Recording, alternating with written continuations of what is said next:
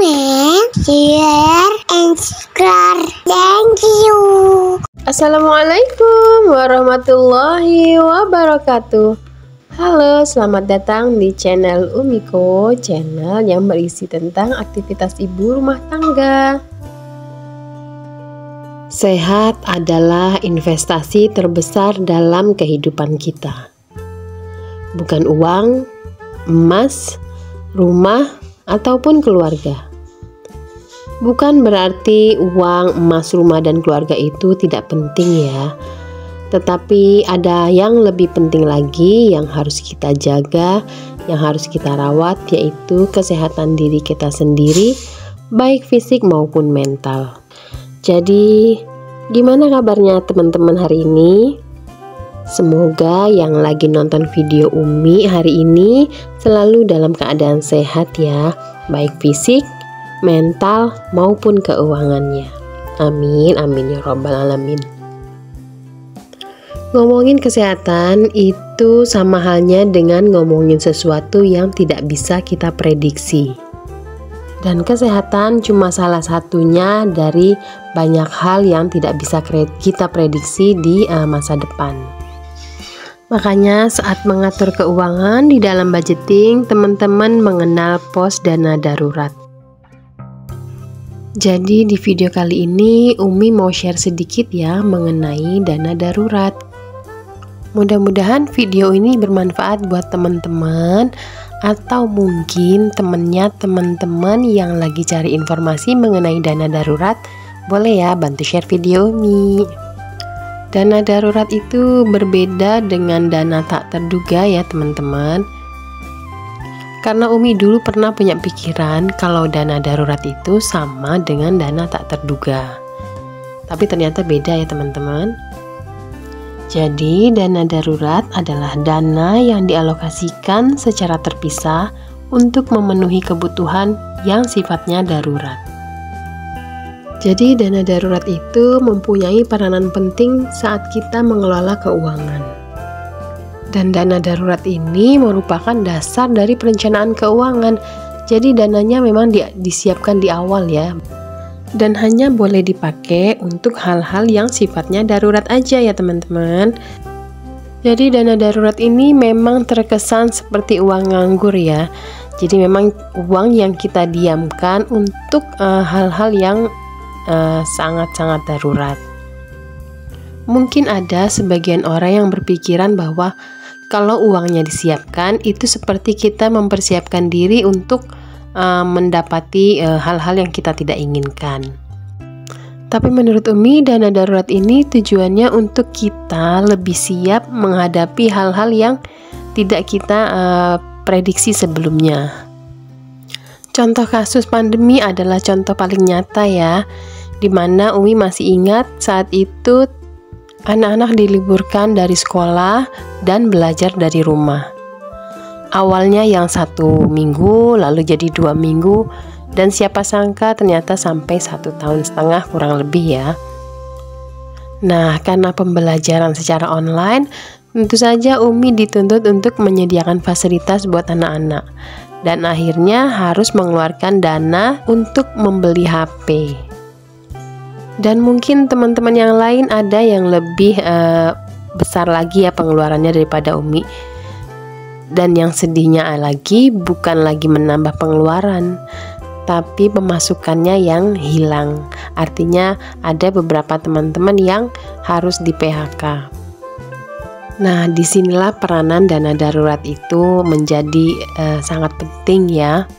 Karena kalau kita sudah mempersiapkan, dana darurat bisa mengcover untuk kebutuhan yang secara tiba-tiba harus kita penuhi. Contoh kejadian yang dimasukkan ke kategori darurat itu sebenarnya banyak banget ya teman-teman. Jadi tergantung teman-teman waktu mengalokasikan keuangannya seperti apa. Misalnya di bulan Juni-Juli ini ada kemungkinan beberapa dari teman-teman yang mengambil dana darurat untuk biaya daftar sekolah. Mungkin target tabungan pendidikannya belum mencapai, jadi teman-teman menambahkan sedikit dari dana darurat dan itu nggak apa-apa ya. Tapi sebaiknya untuk dana-dana atau biaya-biaya yang terprediksi bisa disiapkan tersendiri. Jadi memang dana darurat itu khusus untuk kejadian yang kita tidak duga saja. Misalnya tiba-tiba mesin cuci rusak atau harus mengganti magicom. Mungkin juga qadarullah mengalami kecelakaan, PHK, atau ada anggota keluarga yang meninggal. Nah, boleh deh dicek-cek dana daruratnya teman-teman. Udah sampai mana nih? Apakah sudah tercapai? Atau masih dalam perjalanan? Boleh ya share di kolom komentar. Sekalian juga buat teman-teman yang udah nonton tapi belum subscribe, boleh ya klik tombol subscribe-nya biar Umi lebih semangat lagi. Oke, balik lagi ke dana darurat. Mungkin sebagian teman-teman sudah tahu ya untuk perhitungannya. Jadi minimal banget untuk dana darurat kita bisa mengcover untuk 3 bulan pengeluaran kita. Dan 3 kali ini untuk 1 orang ya teman-teman. Jadi kalau teman-teman sudah menikah berarti 3 dikali 2. Kalau teman-teman sudah punya anak 1, 3 dikali 3. Kalau anaknya 2, 3 kali 4 dan seterusnya. Umi dulu sempat mengira kalau perhitungan ini hanya untuk bisnis saja. Jadi Umi pernah bahas dengan Abi kalau kita mau bisnis itu minimal punya modal untuk mengcover 3 bulan, bahkan kalau bisa 6 bulan pengeluaran. Belakangan Umi menyadari bahwa itu juga berlaku di rumah tangga. Makanya Umi suka salut ya sama teman-teman yang mungkin masih single atau mungkin baru menikah sudah melek finansial. Tapi setiap orang punya struggle-nya masing-masing ya teman-teman. Punya cerita keuangannya masing-masing. Semangat ya buat kita semua. Nah, buat teman-teman yang masih bingung kira-kira biaya-biaya apa aja yang termasuk dalam perhitungan dana darurat, nih Umi share lagi ya. Jadi tidak semua biaya masuk dalam perhitungan dana darurat ya teman-teman.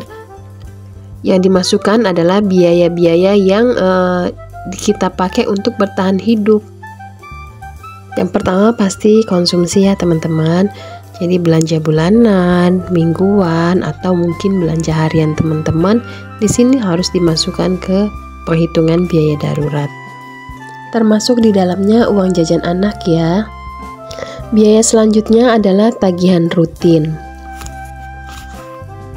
Untuk tagihan rutin itu bisa listrik, PDAM, internet. Untuk biaya selanjutnya yang juga dimasukkan ke biaya perhitungan dana darurat adalah transportasi. Ini maksudnya pembelian bensin ya, baik kendaraan suami maupun istri. Biaya selanjutnya adalah buat teman-teman yang mungkin masih menyewa rumah ya. Jadi biaya ini pun juga dimasukkan ke penghitungan biaya darurat. Selain itu ada juga utang. Karena kalau hutang, mau kondisi kita seperti apapun, harus tetap dibayar ya teman-teman. Nah, untuk mencapai angka ideal, memang perhitungan seperti ini ya. Biaya-biaya yang tersebut dikalikan dengan banyaknya anggota keluarga. Tetapi kembali lagi, semua itu bergantung kepada keadaan rumah tangga masing-masing ya. Jadi tetap sesuaikan dengan kemampuan.